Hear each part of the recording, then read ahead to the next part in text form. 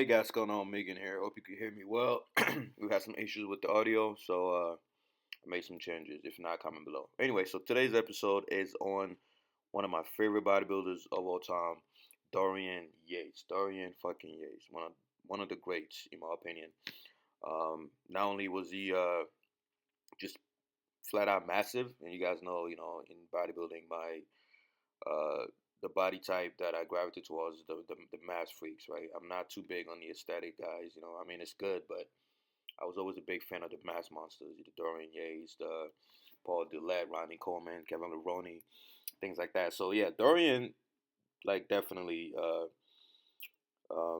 initiated the mass phase. If you know your bodybuilding history, and I was always fascinated by him. I was also fascinated by the fact that he didn't start out that massive. It's in I forgot exactly what year it was. He lost to Momo and then came back a year later, and no one could recognize him. And I really like the story behind it. He was really upset about the loss. He asked the judges, "Hey, what's going on? Where did I go wrong?" And I told him, "Hey, man, your back was off. Momo destroyed you when it came to back detail." So Yish was like, "All right, fuck it." Went back to London and then just went back to England and just violated. I mean, he did a lot of research on how to bring up his back. He hit the books. He's a very intelligent guy. He went into the science and came back a year later and boom, no one recognized him. No one. So I'm really inspired by that story. I've studied him, for years, and I've learned a lot from him. Back in the days when I was gathering all the research, I definitely learned a lot from his philosophies and the things that he learned and his methodical approach to bodybuilding, which is why this series is going to be pretty interesting, especially this episode, because again, as in all the guys that I cover, steroids play a part, of course. The genetics play a part.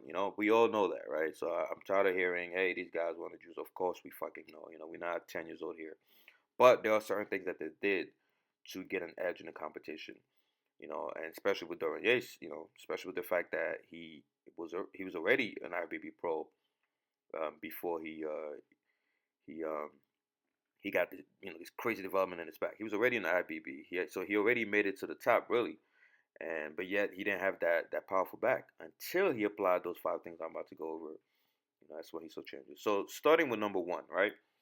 One reason why Dorian Yates, we're gonna focus on his back mainly because that's really his most impressive body part. The rest of his body parts were not that impressive.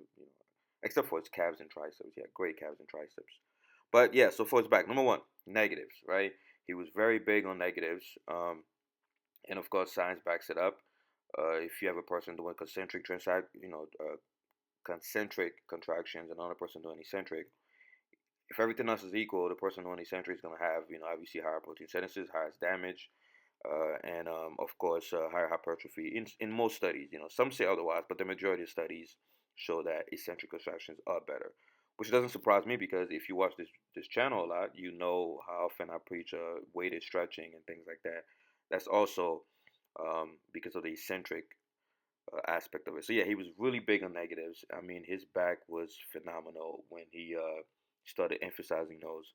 He kept complaining that most bodybuilders only focus on the concentric and didn't really do the isometric part or the negative. So yeah, he was very very big on concentric, holding, and then having a slow negative. So not only that increased the time the muscle was under tension, but that fatigued the muscle more. Obviously, that recruited more muscle fibers, and of course it led to more growth because you're recruiting more muscle fibers. You're fatiguing those front row fibers early. So that was one. He was really big on negatives.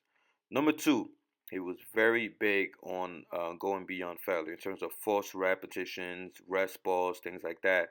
And again, the goal was just to annihilate the muscle he was training. He wanted to recruit as many fibers as possible, as many motor units as possible.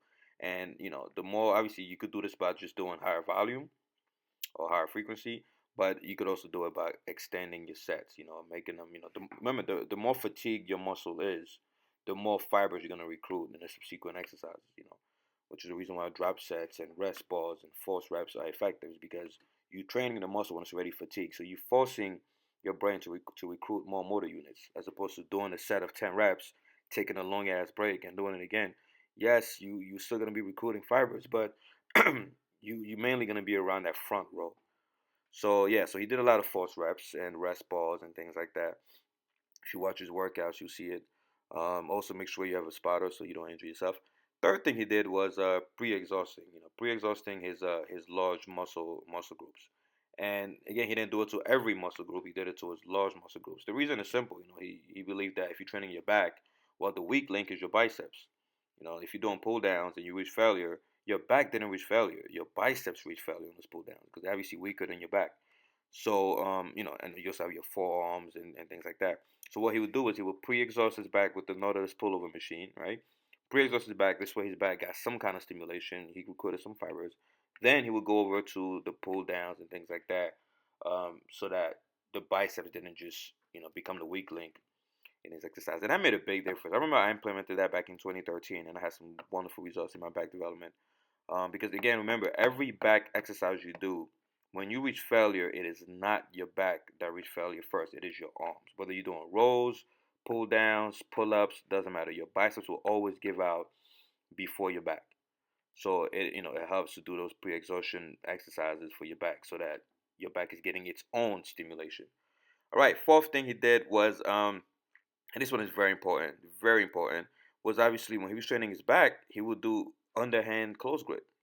Why? Because again, it put its bicep in a mechanically stronger position, and it also activated his lats more than his upper back. Most people do pull downs with a wide ass grip, which is great. You're gonna recruit some lats, but you're also gonna hit your upper back a lot more. Whereas when you do a close grip underhand position, whether it's pull downs or rows, you maximally stretch your lats and you also maximally, contract them. Your range of motion is a lot greater. And it's a simple techniques, but they make all the difference in the world. And the last thing that he did was he trained each plane, each angle of the muscle. Right? So when he was training his back, that's why I keep telling people, Dorian Yates did not train with low volume. He trained with a lot of fucking volume. If you look at his back exercises, his back routine, he trained the pre-exhaustion exercise, pullovers. He would do the pull downs. He would do the rows. He would do the underhand rows, the Yates row that he's famous for. He would do the hyper extension. Pretty much, he trained every single part of his back, as opposed to just pull downs and rows, which is what most people do, right? So he did pretty much every single plane. When he trained his triceps, he would do the outer head, he would do the long head. When he trained his bicep, he would do both heads. So he was very specific when it came to that. Hitting every part of the muscle so that you enhance the illusion effect. You know what I mean? Um, so yeah, those are the top 5 things that I learned from Dorian Yates. Again, he did a lot of other things, but to make the video shorter, I'll try to narrow down to just the top 5 that not only worked for him, but I've also seen work for other people when I was training them and when I applied it to myself. You guys know I always try to incorporate anecdotes in my videos. Not just studies and facts, but actually the things that worked in application. And those are the top 5 things that make a lot of difference. And if you look at HSP training, my training program, I also incorporate those in there. The S part has the negatives and the stretch, the rotating the exercises, hitting different angles and things like that. So if you're doing HSP training, chances are you're doing a little bit of all of these things that I learned years ago. So, all right, guys, I hope this video helps. Again, these are the 5 things that Dorian Yates uh, uh, consistently did, to deliver those results in terms of, I mean, just blowing the shit out of his back.